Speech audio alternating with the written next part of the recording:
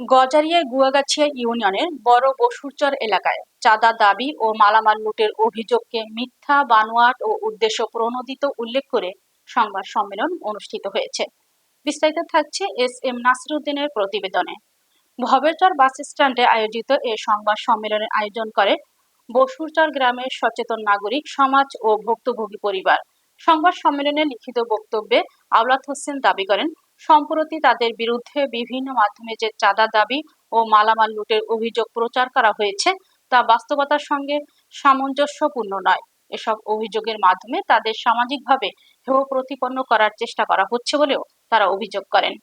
আওলাদ বলেন, প্রকৃত ঘটনা জনসম্মুখে তুলে ধরা এবং বিভ্রান্তিকর তথ্যর প্রতিবাদ জানাতেই এ সংবাদ সম্মেলনের আয়োজন করা হয়েছে। তারা সংশ্লিষ্ট প্রশাসন, আইন শৃঙ্খলা বাহিনী এবং গণমাধ্যম কর্মীদের কাছে ঘটনাটির নিরপেক্ষ তদন্তের দাবি জানান। হয়েছি আমাদের সামাজিক সম্মানহানি ও হয়রানির উদ্দেশ্যে পরিকল্পিতভাবে সাজানো একটি মিথ্যা অভিযোগের বিরুদ্ধে প্রতিবাদ জানাতে এবং প্রকৃত সত্য দেশবাসীর সামনে তুলে ধরতে।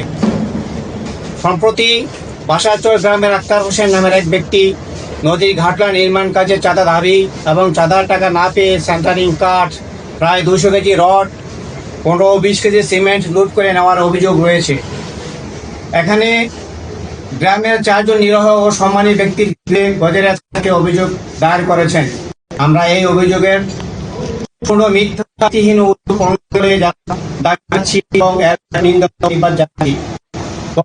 আকাশের সঙ্গে আমাদের অধীনের ব্যক্তিগত রাজনৈতিক বিদ্বেষে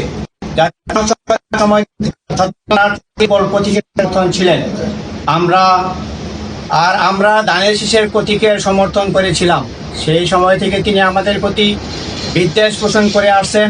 তারই ধারাবাহিকতায় আমাদের সামাজিকভাবে হায় প্রতিপন্ন করা, সম্মান ক্ষুণ্ণ করা এবং হয়রানির উদ্দেশ্যে এই মিথ্যা নাটক সাজানো হয়েছে।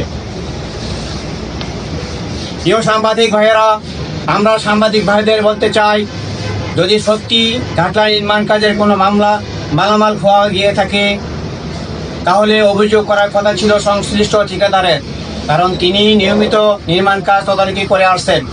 কিন্তু আশ্চর্যের বিষয় হলো ঠিকাদার এই ধরনের কোনো অভিযোগ করেননি কিংবা ঘাটলার ঘটনার কিছু জানাননি। অথচ আক্তার হোসেন নিজেকে বাদী হিসেবে উপস্থাপন করে চাঁদাবাজি ও মালামাল লুটের কাল্পনিক গল্প তৈরি করছেন। আমাদের দৃঢ় বিশ্বাস, ব্যক্তিগত আক্রোশ ও প্রতিহিংসার চরিতার্থ করতেই তিনি এই মিথ্যার অভিযোগ দায়ের করেছেন এবং বিভিন্ন সাংবাদিককে বিভ্রান্তকর তথ্য দিয়ে আমাদের বিরুদ্ধে সংবাদ প্রকাশ করিয়েছেন। সাংবাদিক ভাইদের প্রতি আমাদের বিনীত অনুরোধ, আপনারা সরেজমিনে তদন্ত করে প্রকৃত সত্য উদ্ঘাটন করুন এবং নিরপেক্ষভাবে বিষয়টি দেশবাসীর সামনে তুলে ধরুন। আমরা সময় মতো আইনের প্রতি শ্রদ্ধাশীল এবং আইনগত প্রতিক্রিয়ার প্রতি আস্থা রাখি। তাই একটি মিথ্যা ও বানোয়াট অভিযোগের ভিত্তিতে যেন নির্দোষ মানুষ হয়রানির শিকার না হয় এবং সমাজের কাছে অপরাধী হিসেবে উপস্থাপিত না হয়, সেই বিষয়ে আপনাদের সহযোগিতা কামনা করছি। একই সঙ্গে আমরা প্রশাসনের নিকট জোর দাবি জানাচ্ছি, মিথ্যা ও বিভ্রান্তিকর অভিযোগ দায়ের করে প্রশাসনকে বিভ্রান্ত করা এবং নিরীহ মানুষকে হয়রানির চেষ্টা করার দায়ে আক্তার হোসেনের বিরুদ্ধে যথাযথ আইনগত ব্যবস্থা গ্রহণ হোক। পরিশেষে সত্য পক্ষে আস্থা জন্য